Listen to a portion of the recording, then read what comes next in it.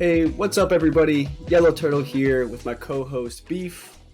Welcome to another episode of the LUKSOfam podcast, brought to you by Keys. The LUKSOfam podcast is meant to be a short and informational podcast where we provide some takes on the latest Luxo news in the space.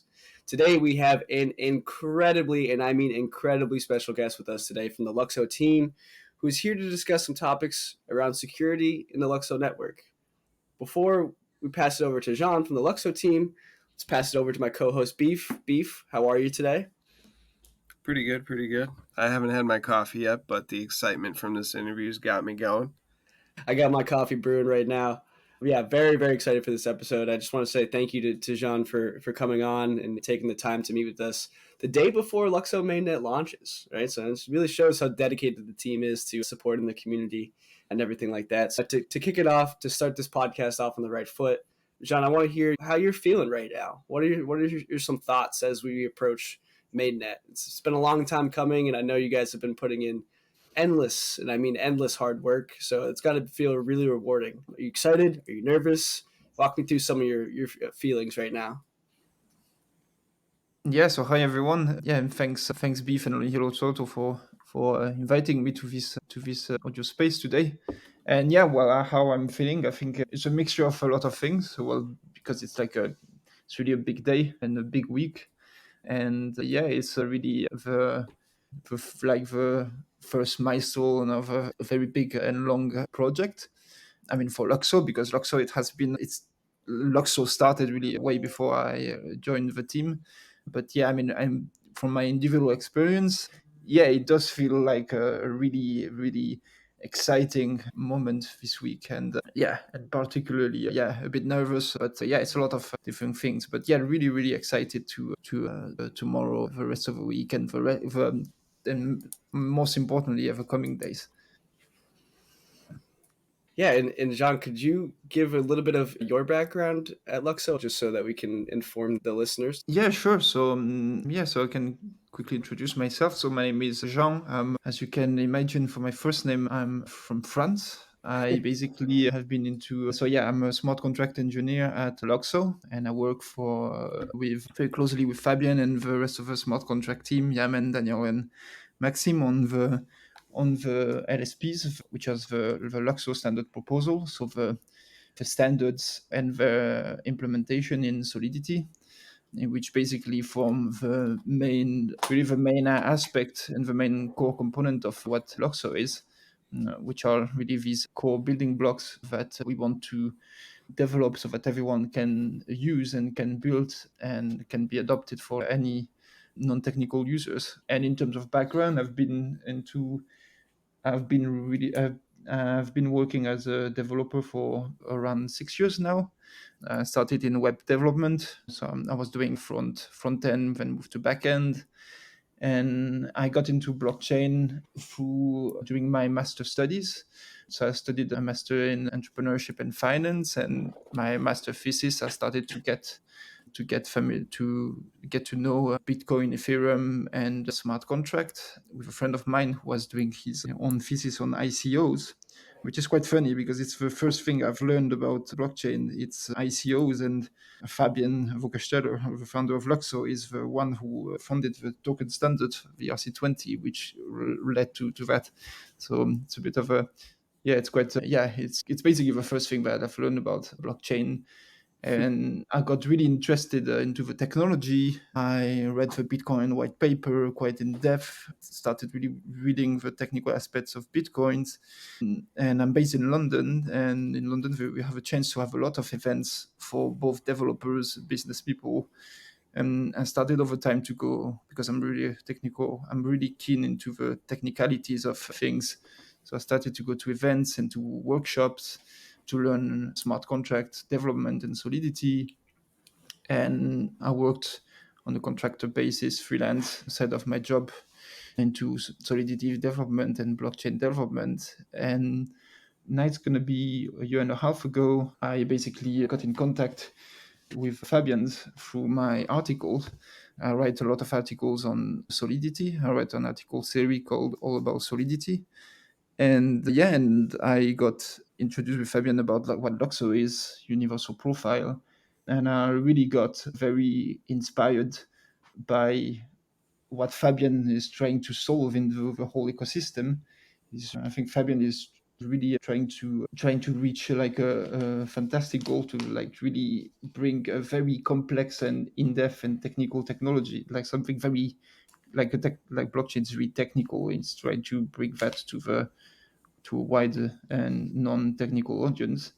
And yeah, I mean, because my articles, I try also to explain smart contract to non-technical people, completely got the grasp of his idea and got really very interested and decided to join Luxo to participate into this project. And now it has been over a year and a half that I am at Luxo, and and it's I think that's pretty much the whole timeline from in a nutshell.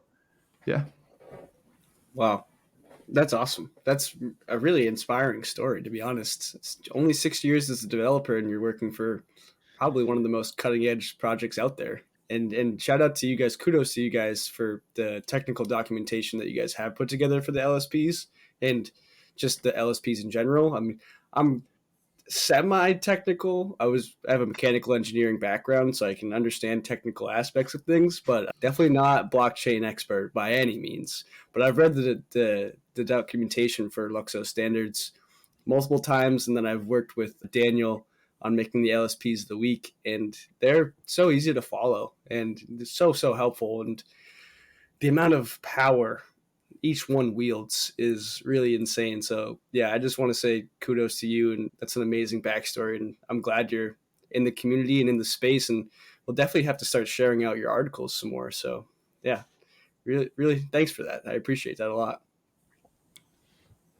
Yeah, thanks. You're welcome. Yeah, I think it's quite funny actually. Just before I joined the call, we're working on the docs. Funny enough. I'm sure you were. So kind of hopping into because that was a great breakdown of everything you've done and kind of what you're contributing to the team. Hopping into some of the meat of our interview here, talking about security in the Web3 space. How would you describe the current state of security in Web3 right now? Yeah, that's an interesting question actually, because I'm trying to compare with a few years ago. And I think, I mean, first of all, I think in terms of security, it has quite improved in Web3. I mean, because I do mostly smart contract, I will say that in terms of smart contract, security has greatly improved. Like a few years ago, if you go online to research things around security and best practice, it will be very hard to find this type of content. Like you wouldn't necessarily find online content to say what you should avoid doing, or there were like few key reference points, few good articles. Like let's say there was one from Sigma Prime, this which they put in the book, or what's the name of the book, Mastering Ethereum. So it was quite limited in terms of security in the past in the Web3 space. So that's, I think, in terms of the resources. So yeah, I think in terms of the Web3 security resource, it went up. In terms of hacks, unfortunately, it went up as well. I think it's quite crazy the amount of hacks that have been happening into the space. Yeah, and I think what's interesting also to see is it's that when you look at, we often talk about Web3 security, but also in many blockchain projects, Web2 security is quite an important aspect of it. Because at the end of the day, blockchain is a network on top of the internet. It's a peer-to-peer network, and anything related to to how you have your ports open to the internet and how you run a node, or if you things like companies that hold sensitive data on servers, or company or custodians. There's all these aspects also that are very important into Web3. So I think it I mean, from my perspective, I see it's getting more and more looked at, the Web2 aspect of Web3 and the overlapping. But yeah, maybe there is still a bit of a gap, I will say. But yeah, I think in terms of security, there is pretty much. I mean, from the if I will really like map it overall, I will say it has gone much better. There's much more people out there doing audits, and like there's much more involvement than before. But yeah, that's how I will frame it, really. Yeah, I would say it's definitely a large focus for many projects, right? I mean, I see you guys tweeting about security and the different LSPs that help bring more security onto the Luxo network. And one thing I wanted to just quickly ask you about is with the recent Ledger situation. I saw Hugo from the Luxo team definitely had some strong opinions right off the bat, which I loved to see him active on Twitter. I thought his memes were hilarious. But I'm sure you guys talked about it internally in the office. I just want to hear what your kind of initial thoughts were on the recent Ledger security situation going on. Yes, I think we could all give our opinion on the matter. So it's in yeah. What happened last week? I think last week was, I don't know this week how it's going to be, but last week, yeah, it was quite talked about on Twitter. I even got into Twitter threads and conversation about it. I think what's interesting about the current Ledger situation is how really how security is perceived in this space. I've, I like the if you think about it, like blockchain and smart contract. Smart contract is just programmable blockchain in a way. It's like the way you build things. It's very different. You have to get a very different approach on how you build your business model or your application. It's a very different way of it's a very different way of thinking and free and creating an architecture for application. And because this is a very different approach, the approach around security is also quite different. And what I find interesting about Ledger is that there is, so if we're talking about this new social recovery service, is that Ledger, from my perspective, used the old model of how we think of security, using basically these custodians, like trusted agencies and government agencies to hold basically your private keys. And I mean, not your full private keys, like a shards of a seed phrase, if I understood properly. And what's interesting is that this in some way works technically. Like you could give your shard of your seed phrase to a custodian and it holds it for you, and you trust the custodian. And this, I mean, this is a model. And what's interesting to see is that this model work in blockchain, but the from my perspective, really, and actually my opinion on that is that this is the old model applied to the an architecture for a new model. Like blockchain, you Mm. could have that done differently. You could have a custodian system built with a different mechanism than trusting free entities.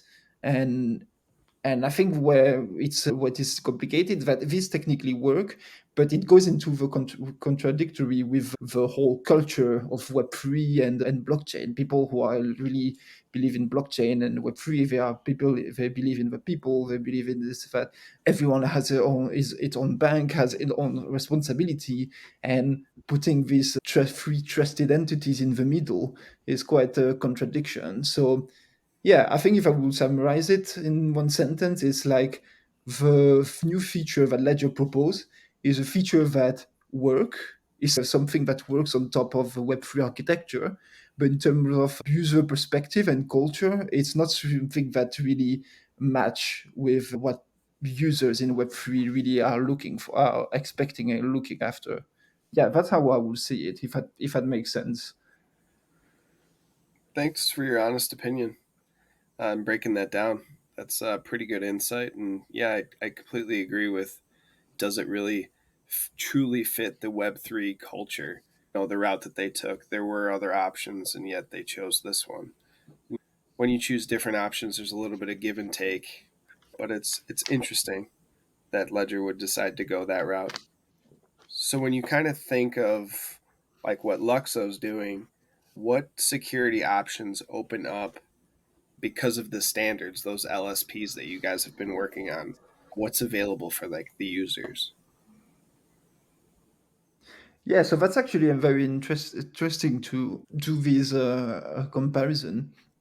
And I mean, because at the moment with Luxo and the LSPs, we are still in the early stage. It's hard to predict how it will be used, but from the way I will compare it is that the LSPs and the standard, it's not about providing a solution, is providing tools to create a solution. So I can give a very basic example. You can basically create a UP, a universal profile, and you can technically create it in various setup. You can say, okay, I will just be the all and unique user on my profile, have full control over it, have full responsibility over it. This is one setup. Or you can have a key manager. You can have a system where you have access from multiple private keys through UUP. And we have this extra standard that you can plug on top, which is social recovery.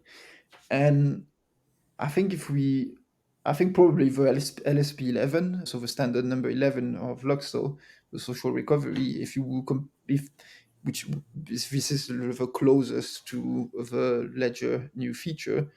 How it differs, I would say, is that Ledger offers this solution with these three entities for holding your asset, while LSP11, the standard, it's a bare bone standard on how at the protocol level, at the protocol like the smart. So when I mean protocol, I mean how the smart contract is designed. We design the rule, we design the specification of how the recovery mechanism should work, but we make it general enough so that the business model built on top is up to the application.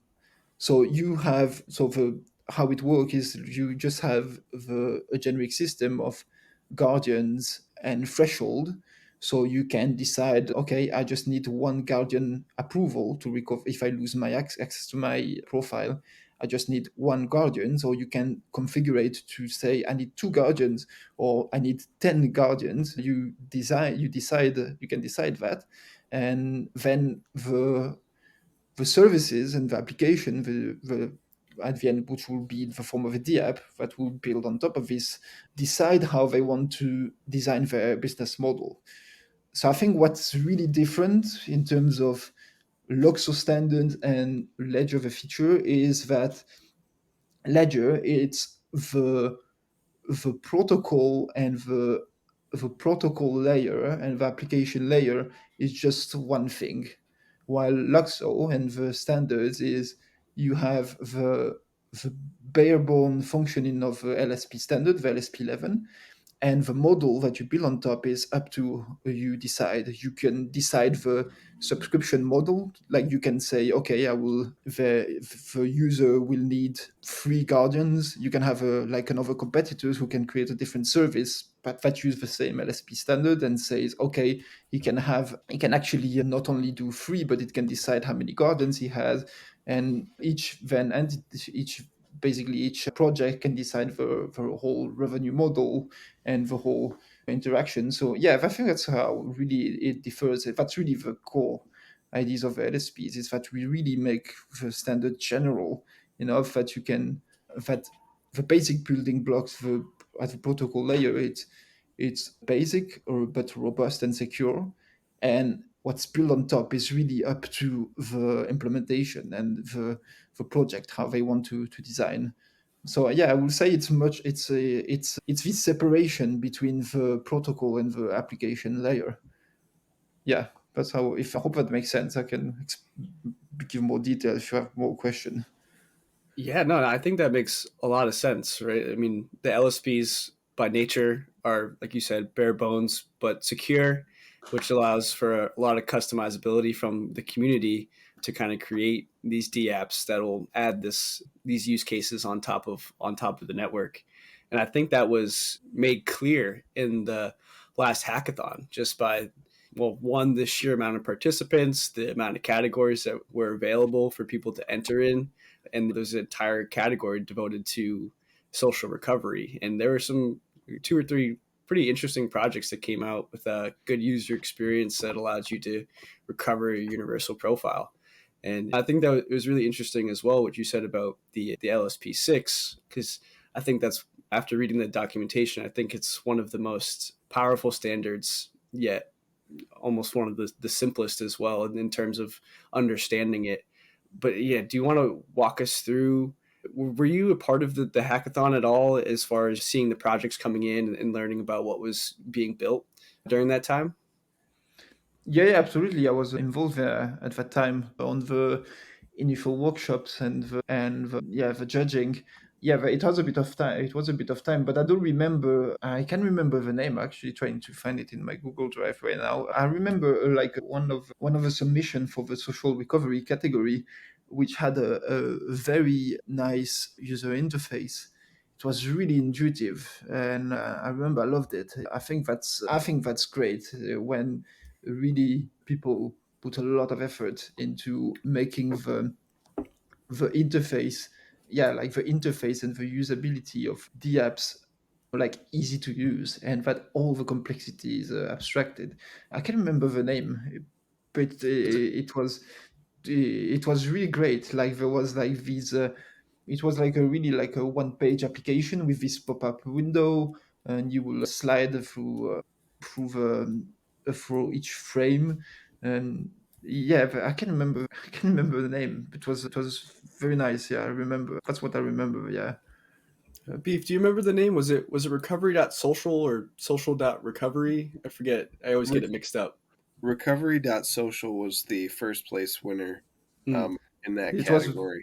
it was Um, probably yeah, recovery.social. I mean, yeah, between recovery.social and social.recovery, no wonder that we mix up things.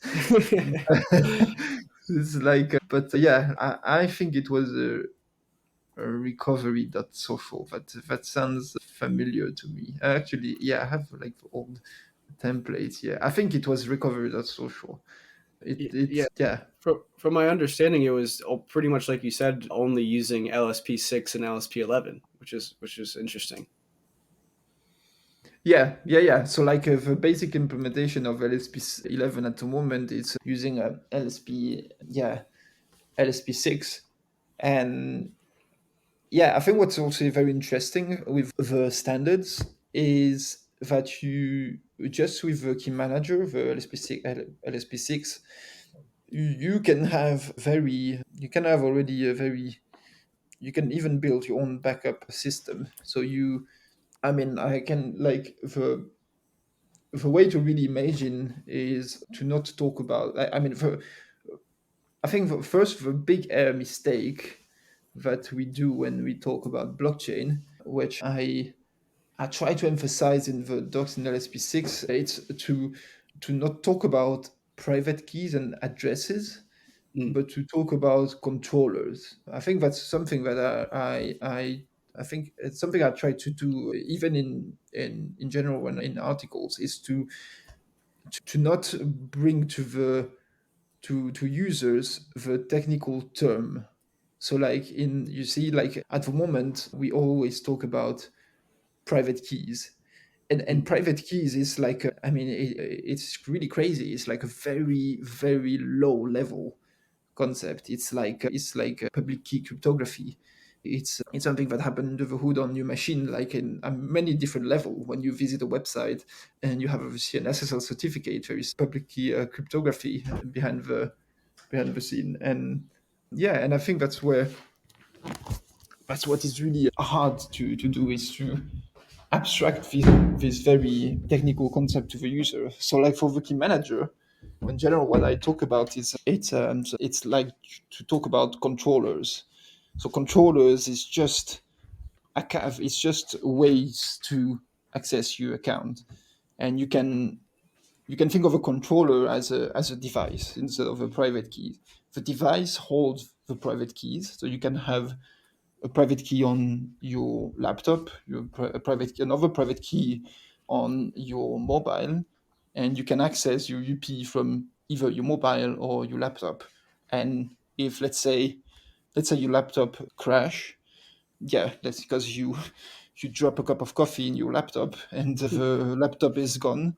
You have as a bare bones system, if you have access to your UP from different accounts, you if you have access to UP through like your mobile device, you can technically use a new mobile device. So throw away the whole laptop, buy a new one, create a new private keys on your new laptop, and then from your mobile recreate an access through your laptop. So even we have LSP, and you can do that with LSP 11. You can do that without. You could even do that without LSP 11, for instance. But LSP 11, it's like a more we try to make a more standard way to have a social recovery mechanism, but you could build it in a very different manners just with a whole plain key manager, really. Yeah. So before we did the interview, I was kind of doing a deep dive and consuming all the media I could in regards to LSPs. And something I saw, I think it was in one of the interviews that Yemen did, was when he talked about how LSP6 kind of enables the user to have options as far as security. So, like a password recovery, a social recovery, a multi sig. And what's really unique about Luxo is every time you want to change, you can choose different options and then continue to add on without needing to redeploy the account and then losing any social reputation that you've gained on that account. Because, like, currently there's projects out there that have certain aspects of these security models, but you're not going to be able to customize it later and keep adding on additional features without starting a whole new, like, wallet address. Does that sound right? Yeah, that's absolutely right. It's really spot on. It's like it I think, yeah, like it gives you option is a really the way to describe it. And yeah, and so that really links to when I was saying that the core of Luxo and the standards is really that we are building standards, just basic building blocks, and these building blocks enabled you to create these options, as Yamen mentioned. It's really the core idea. It's really what we really want to emphasize. Like, really, when you think about the standards, I mean, like, the best way to describe it, and this is the way we came up to the analogy in the hackathon, is really to when we say LUKSO standard, is we talk about building blocks. We talk about really building blocks like Legos blocks.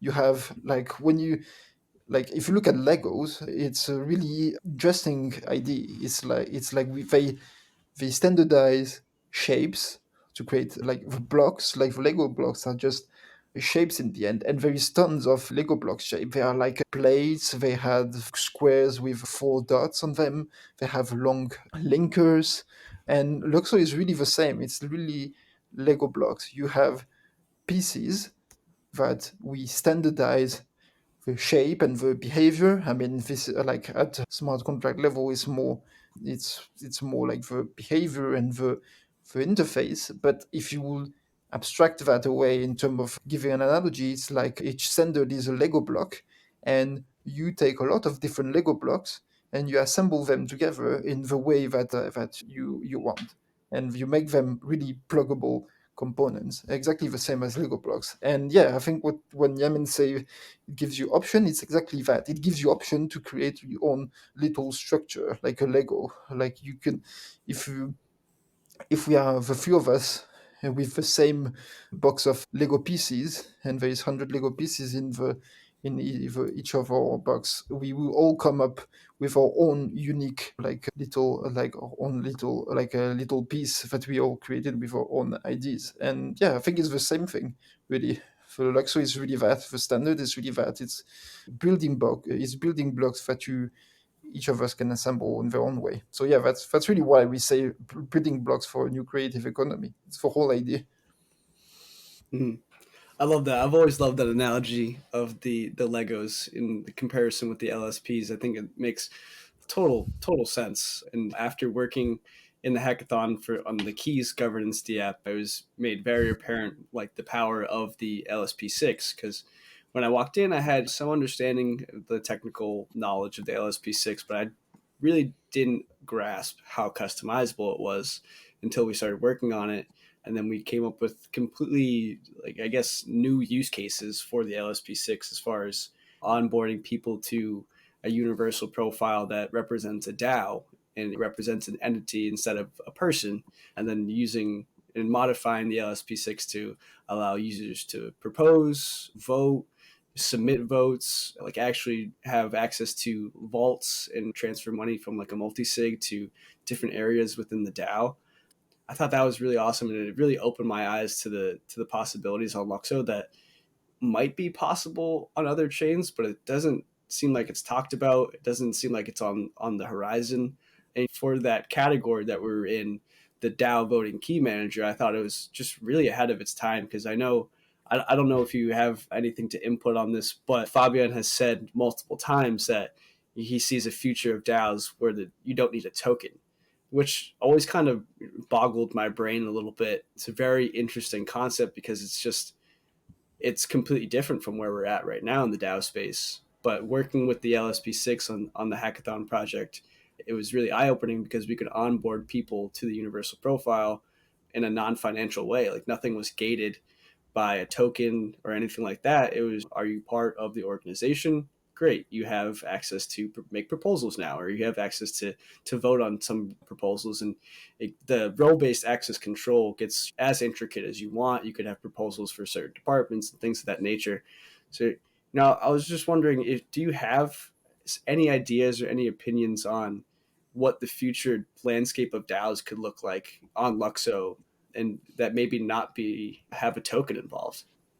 Yeah, that's actually a nice question. Actually, yeah, I wanted to ask. So, is it you, Yellow Turtle, that you were involved in the in KissDAO on the hackathon, or am I mixing things together? Yep, I was involved for that. Yep. Yeah. Okay. Yeah. So like I actually remember I managed to find a bit of a whole form with our comments. Like I think KissDAO, the submission, there was a very nice, interesting aspect on what we are talking about. So like what you see, I always say we standardize all we make very standard so that can people use the standard to build their own application and for to solve specific problem and for specific use case. And that's what is interesting when you really focus on standardizing and really creating these building blocks in a really secure and robust manner. Is that when you do that, you what happens is then like the people who use the standard, the developers, so like you guys who participate in the hackathon, is that it enables you really to focus on your product, what you are building. And KissDAO has this great feature. I remember about the templates for creating your DAOs. And I think that's what's great when with standardization is that you don't have to focus anymore on making things work, making your product work, but you focus on the core like feature and the unique feature and the unique aspect of your product on the key functionalities for your users on your key selling points. And yeah, I think that's what's great for instance in KissDAO is that they had this templating feature, yeah, which was really nice. It was really it was really easy to create to create the DAO with it. I mean, so like the second, what was the second question again? Like, how do I see the future of DAOs on Luxo and in general, right? Yeah, yeah. And if you have any insight as to Fabian's ideas around tokenless DAOs, I'd love to hear it. Yeah, that's so tokenless DAO. I'm not completely sure, but really the way I think I mean, tokenless DAO, I think, yeah, like tokens for DAOs at the moment is mainly around, I mean, I think it's not so much mainly for as a form of voting, Hmm. but you can probably build that a voting mechanism in a very different ways. You can, I mean, you can build voting around the key value store and the weight of each addresses. It can be like, I mean, as far as I would imagine. What I think though will be very interesting to see is to build DAOs around the key manager and have each participant and like administrators in the DAO with different entities. Like some very good examples are a universal profile can be a brand. So like I will give I'm gonna imagine basic example. So I write articles on Solidity and I can decide to create my own profile branding around my article writing business, and I can basically give access to people who want to help me support me in my goal of like educating the community of Solidity developer. And I could say, let's say, okay, I create my universal profile. This is all about Solidity, and I can say, okay, someone is coming to help to work with me. He is the creative content manager, and I give access to this creative content manager just to update specific parts of the profile only related to the branding. But I don't allow him to use the profile to interact with users. I just allow him just to do the branding and the design of a profile. And you can do that in the same way. You can have like an organization that create NFT collections, and the organization is a profile. It's a DAOs on its own, and you can be the main admin because you have a founder. You have all rights. You can do whatever you want. You can interact. You can use these DAOs to interact with other contracts and addresses, and interact with other like users and entities. And you could have then, yeah, like someone just responsible for the management of one NFT collection. So you just give access to this user, to this administrator, only to access. You do only give him access to a specific NFT collection among 20 NFT collection that the brand has released. And you can have someone only responsible of a finance, or someone only allowed to transfer leaks on behalf of a brand. That's how I actually see LUKSO so far, examples of use case, or how you could create this role-based access control around and have very autonomous DAOs. Really, that's how I would imagine it. Hmm. That's awesome. That makes me really happy to hear, because that's kind of where our visions have aligned at Keys for quite a long time, and we've always like bounced around the question of like, do we just go launch on Ethereum and use these dApps that are out there and create a token and then start creating governance that way, and we shoot it down in almost immediately every time, because it's just like we don't want to be financially gated. For one, we want to build on Luxo. We want the flexibility. We want the security. We want, yeah, again, this complex role-based access control hidden by the universal profile, and allow different people in the DAO to have access to different areas of that profile. So, oh man, that makes me so happy, and I'm glad our visions align there. Yeah, I think what's interesting is actually when you talk about DAOs is and smart contract is it's a very like I think the challenge when it comes to the topic of DAOs is that like like really in the like an organization, the structure of an organization, it's something very formal and legal. Like big corporations, they have a very complex hierarchy and a very complex structure and legal structure. And this is really something that is very formal. And Mm, DAOs, the challenge is really to bring this whole formalization into the form of code, and that's where the challenge. I think that's where the challenge is. But that's where really what I find actually very fascinating is that it's the whole idea of a smart contract. A smart contract if you look at the history of smart contract, there is a very interesting person and read that I would highly recommend.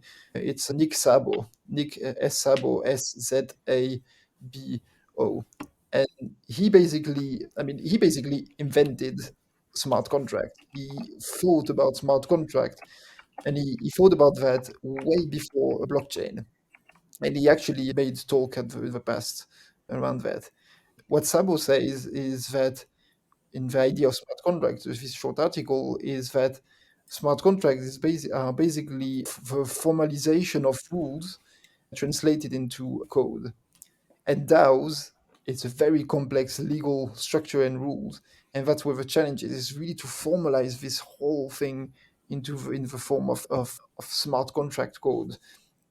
And that's where probably standards actually will help that, because standards will help breaking down the whole structure into smaller section where one complex aspect of the entity can be managed and can be basically built and developed with the help of a standard, because a standard helps you to do that. It helps you to make things easier in the end.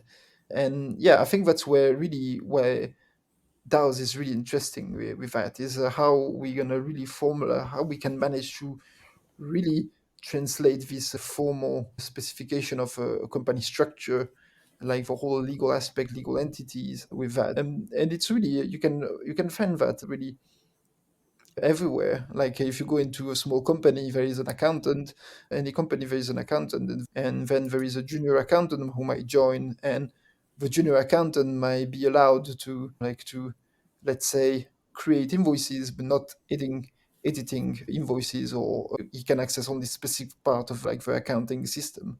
And if you think about it, with a key manager, technically you could technically do that. Like if you have a main accountant has root access around the whole database of invoicing, while the junior accountant can be a new controller, using the term I was using, but you only restrict him to a specific subset of a storage of a smart contract. If a storage is used to like to hold the counting history of a DAO. So yeah, I think this is where probably also standards will help on that. They will help into making building these complex structure easier.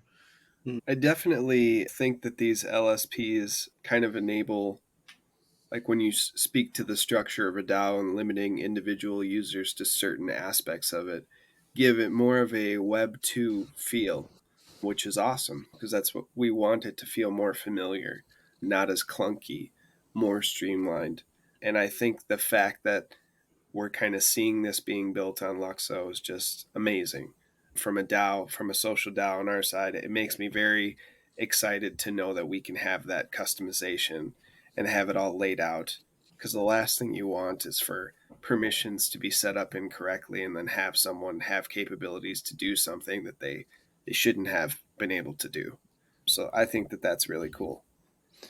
Yeah, and I So think kind of that's where also I just want to add on this final note. I think this is where really at Luxo, and I always say it, I think that's where the idea of Fabian is really it's really spot on. It's really to standardize things, to standardize really the the complexity. And no, a good way, really good way to think about it, it's with internet, with e-commerce. If you go on a website, when like nowadays we all shop online, and when you shop online, the thing that you do and you feel without even realizing is that you look at the address, the URL bar, and you look if there is an SSL certificate. You look at the green padlock, and when you see the green padlock and you're gonna enter your card details, you that the seat is secure. But the thing is that if you think about it, behind the SSL certificate, there is a TLS 1.2 or 1.3 encryption. I don't remember the versioning, but there is like an entire internet protocol, a communication protocol behind that, with a whole set of digital certificate. It's super complex. It's very advanced and complex technology. There is public cryptography behind that. But as a user, you don't care about how TLS work. You don't care about how a TLS digital certificate work. You don't have to. You trust the technology. You are a consumer of the technology, and you trust the technology. Why? Because the technology is standardized. TLS, it's a protocol. It has been standardized. And I think that's where, with Luxo, the idea is also is that if we standardize these form of protocol, how we interact and how we communicate and how we consume things in the Web3 ecosystem, then we can then just trust the standardization, and we can just be a consumer of the technology, of the blockchain and the smart contract, and we're just a user, and we don't need to, like, really the end user the, don't need to know how a private key work. The end user should never have to understand how a private key works. Like, that would be the ideal goal, and that's, I think, where it will be. I think that's really what really appeals me with Luxo. It's really to have this goal in mind, to standardize things so that the user can, like, don't have to know the technology, but just can trust the standard and the technology behind it.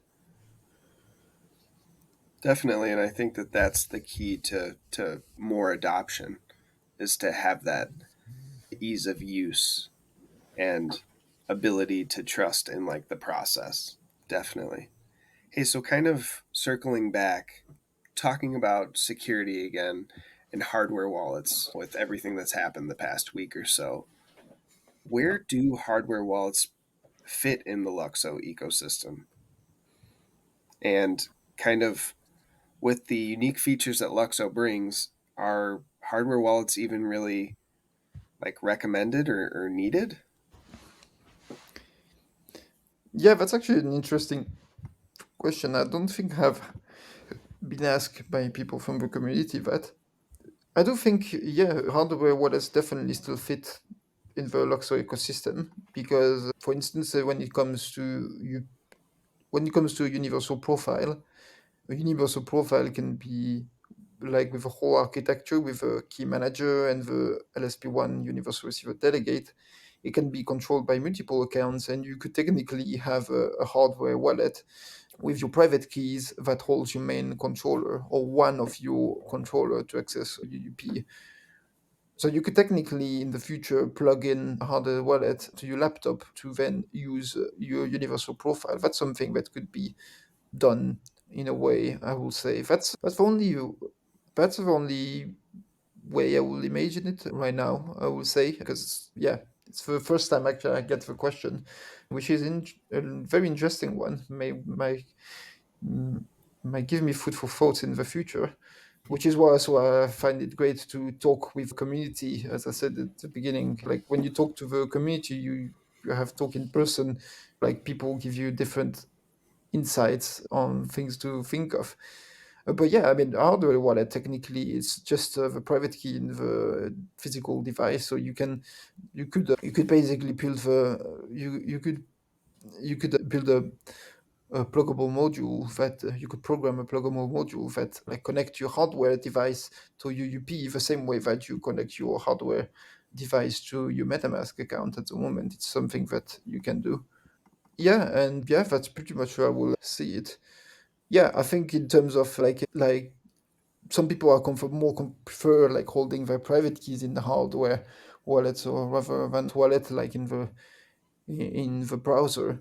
Yeah, so I think it's also it's also the additional appealing aspect of a hardware wallet that you can link to really to yeah that you could link to universal profile, and you could have things like not only necessarily a universal profile. You could have a vault, an LSP9 vault, that can be accessed only from an address that is in a hardware wallet. Because let's say if you have like I don't know, let's say you collect the best crypto kitties out there, you put the crypto kitties in the LSP9 vault, but the LSP9 vault, you are very worried about getting your main controller account that can access your vault compromised, you are worried about that. So you can just use a hardware wallet to access the vault. That's an example of then a use case. So yeah, like it's really two ideas that will come in my mind in terms of usability and use case. But I think like then these ideas and these examples, they they come through discussions, and they come through people having problems. Even a little problem, like a little problem, can be like really the first idea for like then building the solution using all these tools, like the standards tools, and yeah, and a hardware wallet. Yeah, so that would be my answer really for that. How hardware wallet could be plugged into Luxo. Yeah, I have to admit I haven't completely thought about it, but yeah, it's one of the two examples I would say.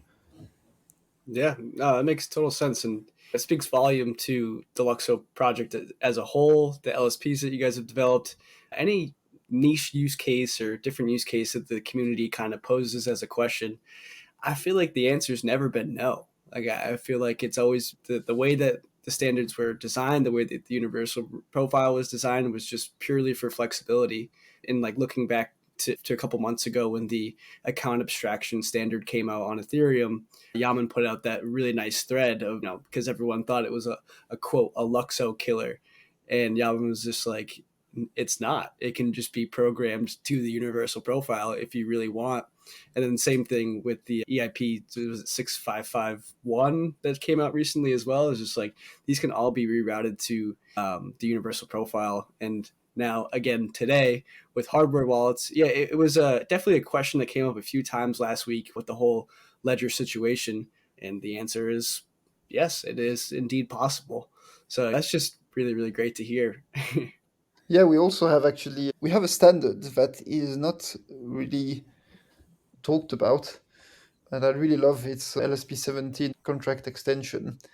And actually, it's that's a very powerful standard because it's a way to make a contract, smart contract, extendable and in terms of feature, and to add pluggable behavior. So, for instance, the 4347 account abstraction can be built in this way. You can literally, over the lifetime of a UP, you can say, I'm going to support EIP 4337 account interaction.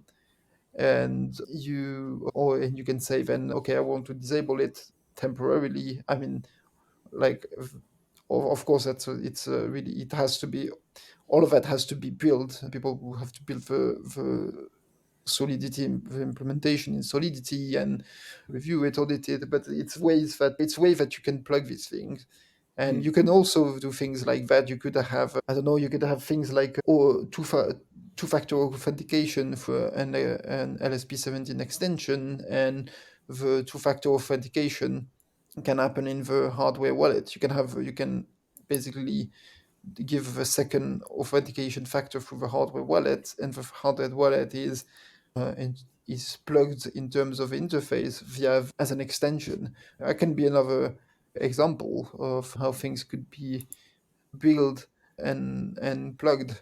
So yeah, I think it's really hardware wallet at the end is just how the lower level component of a blockchain is stored. Then it's really like the core is really how you make these two communicates from the smart contract between the smart contract and the private key in the wallet. It's how you design the mechanism to make it connect. You could have, you see, I gave two examples here. I gave through the key manager. Your main controller is the hardware wallet, the private key store on the hardware wallet, or let's say as an SP17 extension. So yeah, really, what's key is really how these things could be connected. Yeah. Awesome. Well, we've kept you for an hour, and I know you're a busy man with a busy day ahead of you tomorrow. So we'll definitely start wrapping up. I just want to say thank you for taking the time to come on the pod today. This has been an amazing episode, jam packed full of information. I'm glad we had you on with all your technical background, and we'd love to have you and more of the team on in the future. So before we go, before we have Beef sign us off, Jean, where can we find you on Twitter? how do we follow your journey in the space, and what are some things we have to look forward to in the near future? Wink, wink, tomorrow. Yeah, sure. So I don't know if there is I don't think there's a chat on Zendesk. Oh yeah, there is a chat. So I can share my Twitter. So yeah, there's few ways to find me. So my first name is Jean Jean. My family name is Cavallera, Cavallera. Or you can find me via my handle. My GitHub handle is the same on Twitter. Is CJ, my initial. So yeah, CJ42. And you can also, yeah, you will recognize me. I have my avatar is basically a hand drawing of a character with a Ethereum head. And yeah, or you can find me on Medium if you type all about Solidity. You will find my article series. But yeah, on Twitter, I've just posted into a chat here. So yeah, that's the way to find me. And yeah, I mean, and I'm happy to have any questions about Luxo and the standard and the smart contract, because I do really like getting the community and insight and questions, because it also gives me ideas of things to try to build and develop for the users and for the community. So yeah, feel free to me on Twitter and send me a message. So I got to ask real quick, your handle CJ42, is that a nod to the 42 million supply that Genesis validators voted on? No, so it's quite funny. Like everyone is asking for. Yeah, if you type CJ42 on Twitter, you find me. No, it's so 42 is basically there's a school in France, a programming school called School 42. It was founded by Xavier Niels, I think he's founder of Alcatel. Xavier Niels. It's like a famous entrepreneur in France. But yeah, basically 42 is the number. It's the school programming school that I always wanted to do, but I never did. So I thought out of just inspiration and aspiration, I will put my initial in the number 42. Yeah, so maybe at some point I will do some courses in the school, or maybe not. But yeah, that's the whole reason why. Awesome. So hey, I just wanted to say thanks again. And remember, everybody listening, this is not financial advice. It's just a couple of dudes talking about what they love.